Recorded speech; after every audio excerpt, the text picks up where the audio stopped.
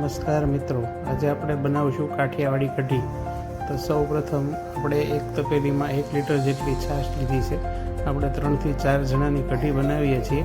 તેમાં 3 થી 4 લીલા મરચાં, આદુ, ચણાનો લોટ અને મીઠો લીમડોની ચીરક્યું લીધી છે। સૌપ્રથમ આપણે જે છાશ લીધી છે એની અંદર ચણાનો લોટ, આદુ, મરચાં એ મિક્સ કરી અને હલાવી લઈએ। અને ખાસ ધ્યાન એ રાખવાનું કે છાશની અંદર ચણાના લોટની કણીઓ ન રહી જાય। હવે આપણે સીધો જ વઘાર કરીશું, એટલે એક તપેલીમાં આપણે 2 ચમચી ઘી મૂક્યું છે।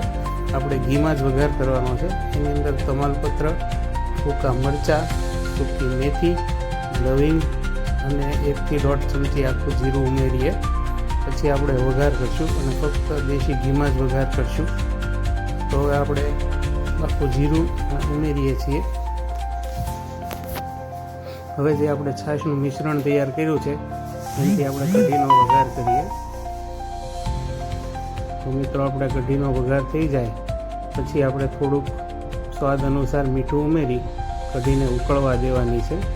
તો આપણો આ કઢીનો વઘાર થઈ ગયો છે। હવે આપણે એની અંદર સ્વાદ અનુસાર મીઠું ઉમેરીએ।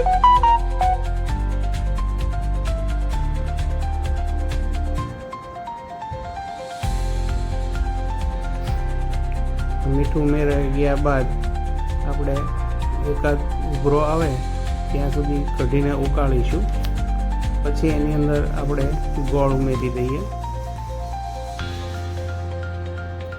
જે પ્રમાણે તમારી છાશ ખાટી હોય એ પ્રમાણે ગોળ ઉમેરવાનો। વધારે જ ખાટી હોય તો ગોળ વધારે જરૂર પડશે, એ પ્રમાણે તમારે ગોળ ઉમેરવો પડશે। તો આપણે ગોળ ઉમેરી દીધો છે। હવે આપણે કઢીને ઉકાળીશું। 3-4 ઉભરા આવે ત્યાં સુધી કઢીને આપણે ઉકાળવાની છે। તો હવે આપણે કઢીને ઉકાળીએ।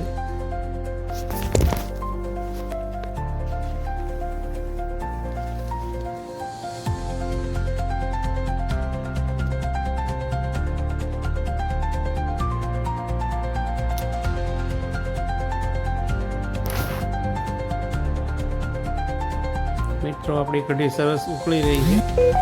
હવે 2-3 ઉભરા આવી ગયા છે, એથી આપણે એની અંદર 1 થી 1.5 ચમચી જેટલું ધાણા જીરું પાવડર ઉમેરીએ અને પછી થોડીક વાર હલાવી દઈશું કઢીને, એટલે આપણી કઢી તૈયાર થઈ જશે।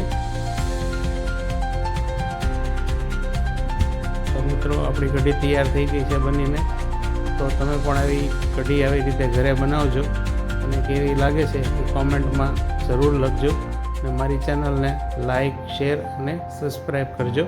તો આપણી આ કાઠિયાવાડી કઢી તૈયાર છે, જે ફક્ત દેશી ઘીમાં વઘારેલી છે।